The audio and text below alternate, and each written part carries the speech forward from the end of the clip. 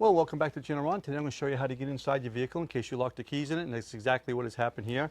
All you're going to need is a couple of screwdrivers, and once you get those, wrap a little bit of duct tape on the ends of them so you don't disturb the paint.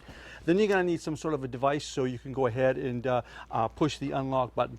An old coat hanger that they used to get many years ago, you can't get those old metal coat hangers anymore, or I just got an old piece of brake line, and that will work fine. So let's go ahead and see if we can unlock this door.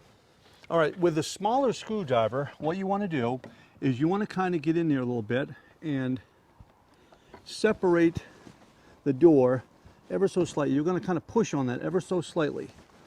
All right, so we just want to get in there a little bit like that.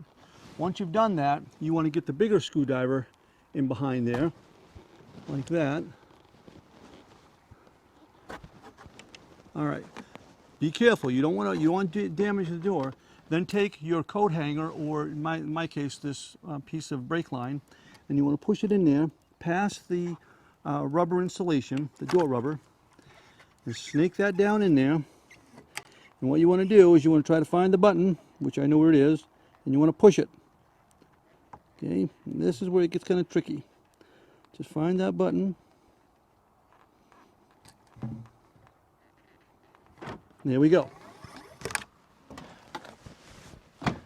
And the door is unlocked.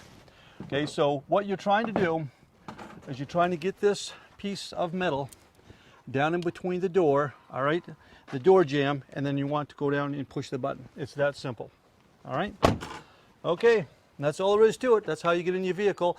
In this case, this is a 2016 Dodge Caravan, so it's not that difficult to get in. So this is to be used only to get into your own vehicle, not for malicious activities. Thanks an awful lot for watching, and we'll see you next time.